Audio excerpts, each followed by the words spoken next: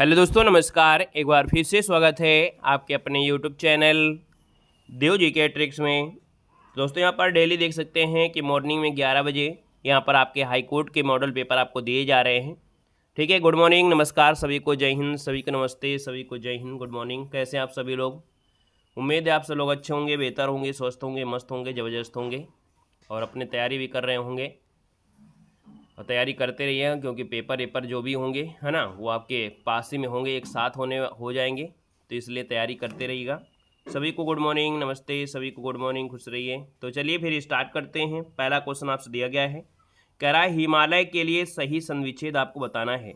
हिमालय के लिए सही संविच्छेद बताना है, तो आप कहेंगे सर हिम मतलब हिम धन आलय अर्थात हिमालय, मतलब ऑप्शन जो आपका बनेगा वो आपका बी नंबर है, राइट हो जाएगा। और आप कहेंगे सर इसमें संधि कौन सी है, तो आप कहेंगे सर मात्रा कौन सी लगी है, बड़ा की मात्रा, और जिसमें बड़ा की मात्रा होती है इसका मतलब वो आपकी दीर्घ संधि हो गई। तो आप कहेंगे सर ऑप्शन नंबर आपका बी राइट हो जाएगा। अगला क्वेश्चन आपका दूसरा है कि स्त्री के लिए सही पर्यायवाची आपको बताना है। तो देखिए, स्त्री के लिए पर्यायवाची क्या होता है, देखो त्रिया दिया गया है, वनिता दिया गया है, नारी दिया गया है। तो आप कहेंगे सर पहला ही इसका जो ऑप्शन है यहाँ पर बिल्कुल सही हो जाएगा कि त्रिया वनिता नारी, बिल्कुल सही जवाब है। अगला क्वेश्चन आइएगा, क्वेश्चन नंबर आपका 3 है कि पुनर्जन्म का संविच्छेद आपको बताना है। तो हमने आपको बताया था कि ये जो रा होता है इसको हटा दीजिए और विसर्ग लगाकर जोड़ दीजिएगा, तो आपका आंसर बन जाएगा। तो आप कहेंगे सर यहाँ पर देखा जाए तो आपका जो आंसर बनेगा वो ऑप्शन बनेगा सी नंबर है। यहाँ पर पुनः और जन्म आपका आंसर राइट हो जाएगा, अर्थात जो रा हटा है वही आपका विसर्ग बन गया है। ये रूल होता है, याद रखिएगा, विसर्ग संधि में। अगला क्वेश्चन आपसे दिया गया है 4 नंबर में, राम खाना खाएगा वाक्य में से कर्मवाच्य पूछा गया है।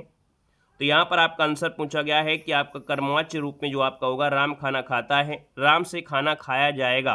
तो देखिए फोकस हो गया ना, फोकस किस पर, राम से खाना खाया जाएगा। तो यहाँ पर खाने पर फोकस हो गया है, तो इसका मतलब ये हो गया कि ये कर्मवाच्य में हो गया।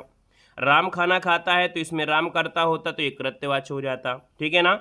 अगला क्वेश्चन यहाँ पर दिया गया है कि चतुर विद्यार्थी से प्रश्न पूछो वाक्य में से विशेषण पूछा गया है।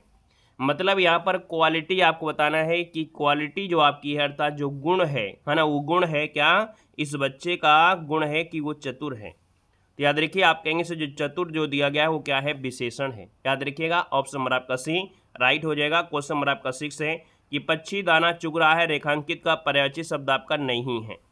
तो देखिए पक्षी का पर्यायवाची क्या क्या होता है, यहाँ पर देखिएगा आपका अंडज होता है, खग होता है, नभचर होता है, लेकिन पंकज नहीं होता है। पंकज, जलज, ये सब कमल के होते हैं, इसलिए ऑप्शन नंबर आपका ए राइट हो जाएगा। अगला क्वेश्चन यहाँ पर दिया गया है और आपसे कह रहा है कि मेरा आज खाने का मन नहीं होता है ना, तो अशुद्ध अंश दिया गया है। यहाँ पर देखा है मेरा आज खाने का मन नहीं होता है, इसका मतलब है कि 7 नंबर में क्या गड़बड़ी हो सकती है, मेरा आज खाने का मन नहीं है, ऐसे भी कह सकते हैं। यहाँ पर देखिए ऐसे मात्रा आपका यहाँ पर होती शब्द लगा होता है, इसमें होती नहीं चढ़ाए हैं, तो गड़बड़ी आपको यहीं से मिलेगा। अगर मात्रा चढ़ा दे मेरा आज खाने का मन नहीं होती, ये आपके हमेशा पढ़ा होगा, इसमें से या तो मिसप्रिंट होगा या तो अपने हिसाब से करिए कि मेरा आज खाने का मन नहीं है। ठीक है ना, ऐसे भी कर सकते हैं। तो इसलिए ऑप्शन नंबर आपका डी यहाँ पर हो जाएगा। अगला क्वेश्चन दिया गया है कि इनमें से जो शुद्ध है वो आपका कौन सा है। अध्ययन बिल्कुल आसान, आपने पढ़ा होगा, हमेशा देखा भी है और बहुत ही जल्द आप पहचान कर पाएंगे। देखिए आपका सभी का पहचान बिल्कुल सही है। ऑप्शन नंबर आपका सी जो अध्ययन दिया है वो आपका जवाब बिल्कुल सही हो जाएगा।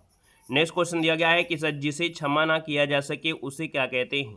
जिसे क्षमा ना किया जा सके उसे क्या कहते हैं, तो भैया अक्षम्य कहते हैं। अक्षम्य कहाँ लिखा है, ऑप्शन नंबर आपका डी हो जाएगा, अक्षम्य हो जाएगा, डी नंबर।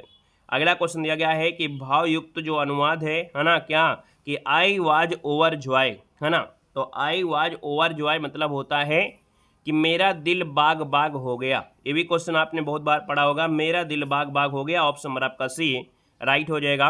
और अगला क्वेश्चन दिया गया है कि वी उपसर्ग से बना शब्द जो आपका है इनमें से कौन सा है।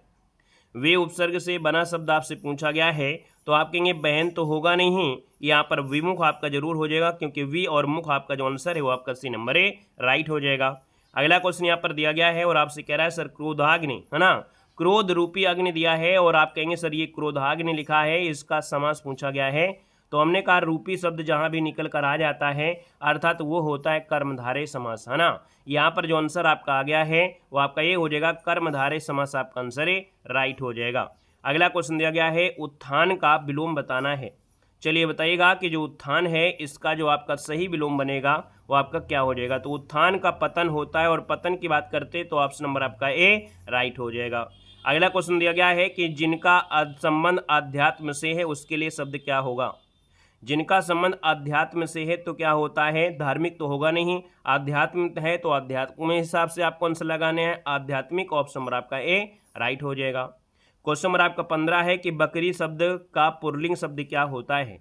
तो बकरी शब्द का पुल्लिंग क्या होगा, बकरा हो जाएगा क्या भाई। यहाँ पर देखिए 15 नंबर में, और 15 की अगर बात करते हैं तो बकरी का होता है बकरा होता है, याद रखिएगा।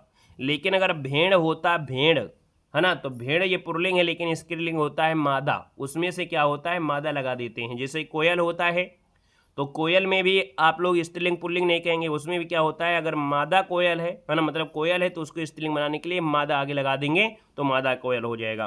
अगला क्वेश्चन दिया गया है कि कन्नौजी हिंदी किस उपभाषा की एक बोली है। कन्नौजी हिंदी किस उपभाषा की एक बोली है। तो दोस्तों 16 नंबर की बात करते हैं तो जो कन्नौजी आती है वो पश्चिमी हिंदी में आपकी 5 उपभाषाएं हैं, जिनमें से आपके देख सकते हैं ऑप्शन नंबर आपका बी यहाँ पर राइट हो जाएगा। पूर्वी हिंदी में आपकी 3 बोलियां हैं, है कौन कौन सी आपकी हैं, तो आप कहेंगे अवधी, बघेली, छत्तीसगढ़ी हैं। राजस्थानी में आपकी 4 हैं और आपकी पहाड़ी हिंदी में आपकी प्रमुख रूप से आपकी 2 हैं। यहाँ पर अगला क्वेश्चन दिया है उसने पढ़ लिया होगा, है ना, यहाँ पर दिया है पढ़ लिया होगा शब्द आपसे लगा दिया है, और जब होगा शब्द लगा दिया है इसका मतलब है कि आपको यहाँ पर संदेह है, पता नहीं पढ़ा है कि नहीं पढ़ा है, आपको किताब भी वापस करना है। तो ऑप्शन नंबर आपका बी राइट हो जाएगा। नेक्स्ट क्वेश्चन दिया गया है कि निम्नलिखित में से संयुक्त स्वर आपका कौन सा है। अब आप देखिए संयुक्त स्वर ये होते हैं जिसमें से 2 स्वर आपके हों, तो ऊ में तो है नहीं है, तो आप कहेंगे सर यहाँ पर ऑप्शन ए हो जाएगा, क्योंकि इसका निर्माण जो आपका है वो आपके आ धन ई से आपका हुआ है, तो इसलिए ऑप्शन क्या हो जाएगा, ये आपका ए हो जाएगा। इसलिए इसे बोलते हैं क्या, तो इसे बोलते हैं आपका जो कंठ से आपका आता है ये वाला और तालु से आता है ना, ये आपके आते हैं, तो इसलिए ऑप्शन नंबर आपका डी बनेगा। नेक्स्ट क्वेश्चन दिया गया है कि चंद्रगुप्त नाटक के रचयिता आपके कौन हैं। चलिए चंद्रगुप्त नाटक के रचयिता जो आपके हैं वो आपकी जयशंकर प्रसाद हैं। कौन है, जयशंकर प्रसाद हो जाएंगे। यहाँ पर जो आंसर है वो आपका बनेगा बी नंबर ए राइट हो जाएगा। अगला क्वेश्चन दिया गया है कि जिन अव्ययों का संबंध वाक्य से नहीं वक्ता के हर्ष और शोक के भाव से होता है वहां पर क्या होता है, तो दोस्तों ये होते हैं विस्मयाद बोधक अव्यय। क्या होते हैं, हर्ष शोक आदि जो होते हैं विस्मयाद बोधक अव्यय। ऑप्शन नंबर आपका ए राइट हो जाएगा। अगला क्वेश्चन दिया गया है कि ने का जो प्रयोग है वो किस कारक के साथ होता है। ने का प्रयोग जो है वो किस कारक के साथ होता है, तो कर्ता ने कर्म को करण से, तो कर्ता ने मतलब ऑप्शन नंबर आपका बी राइट हो जाएगा। अगला क्वेश्चन दिया गया है कि निम्नलिखित में से कौन सा जोड़ा है जो कि सही नहीं है। कौन सा जोड़ा है जो कि आपका सही नहीं है, यहाँ पर 22 नंबर दिया है, और 22 की बात करते हैं तो देखो दिया गया है बेटी का बेटियां हैं, श्रोता का श्रोतागण है, वधु का वधुएं हैं, लेकिन दोस्तों डिबिया दिया है, डिबिया का डिबिये हैं। दोस्तों डिबिया होता है, याद रखिए चांद की बिंदी या के बाद चांद की बिंदी लगा दी जाती है, तो इसलिए गड़बड़ी आपकी यहाँ से हो जा रही है। क्वेश्चन नंबर आपका देखो 23 दिया गया है कि अनुस्वार का जो चिन्ह होता है वो क्या होता है। अनुस्वार देखिए स्वर के आगे 2 बिंदी तो होगा ही नहीं, स्वर के आगे अनुस्वार है ना, स्वर के आगे, स्वर के पहले 2 बिंदी, स्वर के ऊपर चंद बिंदी, स्वर के आगे 2 बिंदु और स्वर के ऊपर 1 बिंदी। अब क्वेश्चन नंबर आपका जो 23 दिया गया है, अब आप बताइएगा कि जो अनुस्वार होता है वो स्वर के ऊपर 1 बिंदी होती है। क्या होती है, बिंदी होती है। तो ऑप्शन नंबर आपका जो आएगा यहाँ पर डी नंबर है राइट हो जाएगा। डी नंबर आपका हो जाएगा दोस्तों, जिसे बोलते हैं अंक की बिंदी, ठीक है ना। अगला क्वेश्चन दिया गया है कि निम्नलिखित वाक्यों में से पूर्ण वर्तमान काल को स्पष्ट करना है। यहाँ पर देखिए पूर्ण वर्तमान काल है कि अब हमारे पढ़ने का समय हो गया है, इसका मतलब है बिल्कुल सही है, ये आपकी बात बिल्कुल सही है, आपका आंसर आपका पहला ही राइट हो जाएगा। अगला है कि रिक्त स्थान आपको भरना है और आपसे कह रहा है राम ने देखी, राम ने चित्र देखी, राम ने बच्चे देखी, राम ने तस्वीर देखी, राम ने घोड़े देखी, तो कौन सा बेस्ट लगा पढ़ने में, तो राम ने तस्वीर देखी। ऑप्शन नंबर क्या हो गया, सी नंबर है राइट हो जाएगा। हिंदी में कितना स्कोर गया जरूर बताइएगा। आइएगा हम लोग सामान्य ज्ञान यहाँ पर सोल्व करने वाले हैं कि भारत की संविधान सभा का जो गठन किया गया था वो किसके अंतर किया गया था। यहाँ पर देखिए 51 का ऑप्शन देना है, तो आप कहेंगे सर संविधान सभा का जो गठन किया गया था वो आपकी कैबिनेट मिशन योजना जो आपका है, यहाँ पर आंसर नंबर आपका बी राइट हो जाएगा। कैबिनेट मिशन जो कि आपके याद होगा कि 24 मार्च 1946 को दिल्ली पहुंचा था, है ना। अपनी योजना जो आपकी थी 16 मई 1946 को प्रकाशित किया था। तो यहाँ पर याद रखिए इसका जो आंसर आपका दिया है वो आपका बी नंबर हो जाएगा। और यहाँ पर जो जनसंख्या थी वो आपके अनुपात में की गई थी, है ना। प्रांतों में अनुपात के हिसाब से की गई थी कि अगर एक प्रतिनिधि को चुनना है तो 10 लाख जनसंख्या का होना आवश्यक है। अगला दिया गया है, आपसे कह रहा है दिया गया है शिल्पाधिकारम लेखक, आपको पूछा गया है कि सर शिल्पाधिकारम का लेखक इनमें से कौन है। तो दोस्तों याद रखिएगा यहाँ पर जो आंसर आपका थोड़े से कठिन हो सकता है, यहाँ पर याद रखिएगा इसका जो आंसर बनेगा वो आपका ये हो जाएगा, यहाँ पर इलंगो ओदिगल जो आपके हैं, ऑप्शन नंबर आपका ए यहाँ पर राइट हो जाएगा, याद रखिएगा। अगले क्वेश्चन को आते हैं कि कामरूप में वैष्णव धर्म को लोकप्रिय जो बनाया वो किसने बनाया। कामरूप जो आपकी असम को कहते हैं दोस्तों, याद रखिएगा पुराने समय में इसको असम कहा जाता था, मतलब जो वर्तमान में असम है इसको पहले कामरूप कहते थे। और वैष्णव धर्म को जो लोकप्रिय बनाया था वो श्रेय किसको जाता है, ये आपसे कह रहा है। तो 53 का ऑप्शन दोस्तों बनेगा, ये है आपके शंकर देव। कौन हो जाएंगे, शंकर देव, ऑप्शन नंबर आपका डी हो जाएगा। अगला क्वेश्चन यहाँ पर दिया गया है 54 नंबर में कि दिल्ली के कुवल उस इस्लाम मस्जिद के प्रांगण में प्रसिद्ध लौह स्तंभ किसकी स्मृति में है। दोस्तों यहाँ पर देखा जाए तो आपके ये जो चंद्रगुप्त द्वितीय हैं, कौन है, 54 नंबर का जो ऑप्शन है बी नंबर है कि सर यहाँ पर देखा जाए जो दिल्ली अर्थात कह सकते हैं मेहरौली का जो लौह स्तंभ है कुवत इस्लाम मस्जिद के प्रांगण में स्थित है। और यह लौह स्तंभ राजा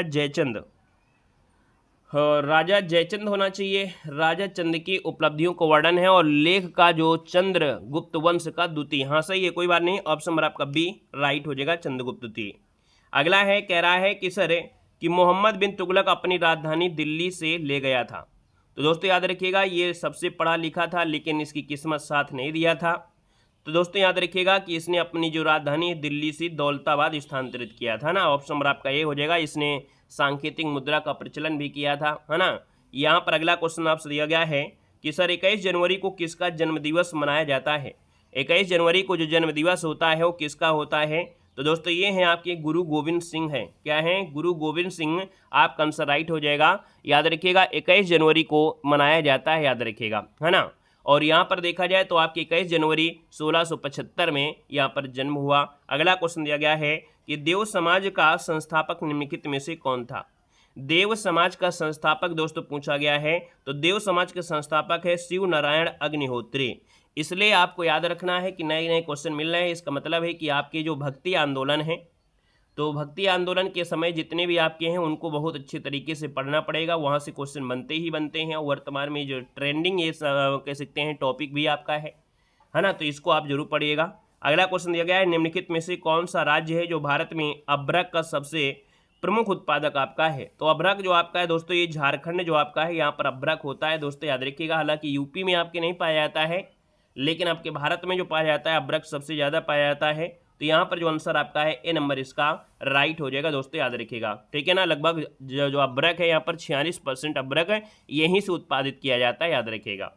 और यहाँ पर कोडरमा हजारीबाग, है ना, यहाँ भी होता है। अगला क्वेश्चन दिया गया है कि निम्नलिखित में से क्या सुमेलित नहीं है। यहाँ पर देख से 59 नंबर दिया गया है। तो कह रहा है सिपकीला दर्रा हिमाचल प्रदेश में, नाथुला आपके सिक्किम में है, जोजिला कश्मीर में है, लेकिन क्या लिपुलेख आपके उत्तर प्रदेश में क्या है। उत्तर प्रदेश से क्या मतलब भैया, यहाँ पर कौन सा दर्रा आ गया, नहीं होगा ना। तो आप कहेंगे सर इसका जो आंसर आपका आ गया है वो ऑप्शन नंबर आपका बनेगा कौन है, तो यहाँ पर बी नंबर है, यहाँ पर राइट हो जाएगा दोस्तों, याद रखिएगा, है ना। जोजिला दर्रा जो आपका है वो कश्मीर में है ना। और लिपुलेख जो आपका है वो कहाँ पर, उत्तराखंड में है। अगला क्वेश्चन दिया गया है कि हरित क्रांति के परिणाम स्वरूप निम्नलिखित में से किस फसल के उत्पादन में उत्पादकता में अधिकतम लाभ हुआ था। तो दोस्तों ये जो लाभ हुआ था ना वो गेहूं पर हुआ था दोस्तों, ऑप्शन नंबर आपका डी हो जाएगा, गेहूं। अगला क्वेश्चन दिया गया है कि उज्जैन जो आपका स्थित है, उज्जैन जो स्थित है वो याद रखिएगा क्षिप्रा नदी के किनारे है, याद रखिए उज्जैन जो आपका है वो क्षिप्रा नदी के किनारे है। और यह नदी इंदौर जिले की, याद रखिएगा कि इंदौर जिले की करडी नामक पहाड़ी से निकलती है और चंबल नदी की सहायक नदी है। आपको याद होगा कि जो आपका उज्जैन का जो विख्यात महाकालेश्वर मंदिर है ना, वो आपके इसी के किनारे स्थित है जहाँ पर प्रति 12वें वर्ष कुंभ मेला भी लगता है। अगला है कि आपका डेंकनबर्ग जो पर्वत है वो आपकी किस देश में है। डेंकनबर्ग जो आपका पर्वत है याद रखिए दक्षिण अफ्रीका में है। बर्ग शब्द लगा, इसका मतलब आपको याद रखना है कि ये दक्षिण अफ्रीका में है, ऑप्शन नंबर आपका सी यहाँ पर राइट हो जाएगा। और यहाँ पर अगला क्वेश्चन दिया गया है कि चंद्रमा की पृथ्वी से दूरी कितनी है। चंद्रमा की पृथ्वी से जो दूरी है वो आपकी कितनी है। तो दोस्तों याद रखिएगा 3,84,000 है ना किलोमीटर आपके लगभग है। तो यहाँ पर कहेंगे सर इसका जो आंसर है वो आपको बनेगा कौन, तो डी नंबर है राइट हो जाएगा। 384,000 किलोमीटर, इसका मतलब है 3,84,365 किलोमीटर है, ये दूर है दोस्तों, याद रखिएगा। यहाँ पर देखिए चंद्रमा पर दिन का जो तापमान 100 डिग्री सेंटीग्रेड और रात का ताप -180 डिग्री सेंटीग्रेड हो जाता है। और अगर पूछे कि चंद्रमा पर जो आपका गुरुत्वाकर्षण बल है वो पृथ्वी की गुरुत्वाकर्षण का 1/6वां भाग है दोस्तों, याद रखिएगा। यहाँ पर वायुमंडल का अभाव भी है, अर्थात वायुमंडल यहाँ पर नहीं है। अगला है कि पृथ्वी की जुड़वा बहन कहे जाने वाले ग्रह का नाम बताना है। तो यह पृथ्वी की जो जुड़वा बहन है वो आपका कौन सा है, तो आप कहेंगे सर इसका ऑप्शन बी हो जाएगा, ये शुक्र ग्रह है। कौन है, शुक्र ग्रह हो जाएगा। अगला क्वेश्चन आपका 65 है, कह रहा है बोन जो आपका दिया सुमेलित नहीं है। यहाँ पर दिया बोन, राइन, काहिरा, नील, न्यूयॉर्क, हडसन और वियना आपका बोलगा, अर्थात कौन सा शहर है जो किस नदी के किनारे यहाँ पर स्थित है, इनमें से एक सुमेलित नहीं है। अब जो नहीं सुमेलित है उसको ध्यान देना है। ये बोन शहर आपके राइन नदी किनारे, काहिरा नील नदी किनारे है, न्यूयॉर्क हडसन है, यहाँ पर वियना दिया है, बोलगा दिया गया है। याद रखिएगा जर्मनी का बोन शहर राइन नदी किनारे है, ये जो आपका बोन है ये जर्मनी में है, याद रखिएगा। काहिरा जो कि नील नदी के तट पर आपका है, न्यूयॉर्क जो हडसन नदी पर आपका है, वियना जो कि ऑस्ट्रिया पड़ता है, ये डेन्यूब नदी किनारे है, ना कि बोलगा नदी किनारे। कौन सी आपकी है, तो आपकी डेन्यूब नदी के किनारे आपका बसा है वियना, याद रखिए। वियना कहाँ है, जो कि ऑस्ट्रिया, ऑस्ट्रेलिया नहीं ऑस्ट्रिया है ना। तो इस प्रकार से आपका हो जाएगा। और बोलगा जो आपका है ना, बोलगा ये रूस के किनारे, रूस जो आपका है बोलगा किनारे। अगला क्वेश्चन यहाँ पर दिया गया है और आपसे कह रहा है विश्व में सबसे बड़े जो आपके घने वन पाए जाते हैं वो कहाँ पाए जाते हैं। तो दोस्तों याद रखिएगा विश्व में सबसे जो घने वन है वो आपके ब्राजील में है ना, ब्राजील, जो कि ऑप्शन नंबर आपका सी हो जाएगा। और दोस्तों यहाँ पर इतनी ज़्यादा ऑक्सीजन यहाँ के जंगलों से प्राप्त होती है कि इन्हें विश्व में, याद रखिएगा, फेफड़े के नाम से इसको जाना जाता है। याद रखिएगा 20% ऑक्सीजन आपके इन्हीं अमेजन के जंगलों से प्राप्त होती है, जो कि ब्राज़ील में ही मिलेंगे। तो भैया यहाँ पर याद रखिएगा इन जंगलों के जो अमेजन जंगल है उनको याद रखिएगा विश्व के फेफड़े के नाम से भी जाना जाता है। अगला है निम्नलिखित में से कौन सा एक एक जीवी कारक नहीं है। निम्नलिखित में से कौन एक जीवी कारक नहीं है, आपसे पूछा गया 67 नंबर में। तो 67 का ऑप्शन दोस्तों याद रखिएगा जीवीय कारक नहीं है, जैसे पेड़ पौधे हैं, जंतु हैं, सूक्ष्म जीव है, लेकिन ये जो दिया गया है प्रस्तर मतलब पत्थर। तो आप कहेंगे सर ऑप्शन नंबर आपका डी, ये जीविकी कारक नहीं है। अगला क्वेश्चन दिया गया है कि हवा में अगर आर्द्रता को नापना है तो भैया कौन से उपकरण का प्रयोग आप करेंगे। तो हवा में आर्द्रता को नापने के लिए याद रखिएगा यहाँ पर जो आंसर है आपका हाइग्रोमीटर, क्या लिया है, हाइग्रोमीटर जो आपका है ये आर्द्रता को नापता है, ऑप्शन बी बनेगा। अगला है कि स्टील मुख्यतः एक मिश्रण होता है लोहा एवं निकेल, है ना। यहाँ पर अगर बात करते हैं तो आप कहेंगे सर यहाँ पर जो आपका स्टील होता है उसमें लोहा तो होता है, लेकिन यहाँ पर इसके साथ और क्या होता है ये बताइएगा। 69 नंबर में जो ऑप्शन है वो आपका क्या हो जाएगा। तो ये जो मिश्रण होता है कौन, स्टील दिया गया है, यहाँ पर स्टेनलेस स्टील नहीं है, सिर्फ स्टील है। तो इसका मतलब लोहा के साथ आपका कार्बन की मात्रा होगी, इसका मतलब ऑप्शन डी हो जाएगा। स्टेनलेस स्टील हो जाती तो फिर आपका इसमें से और चीज़ें आपको समाहित हो जाती। अगला है कि मलेरिया से प्रभावित होने वाला जो अंग है वो आपका कौन सा है। मलेरिया से प्रभावित होने वाला जो अंग आपका है इनमें से कौन हो जाएगा।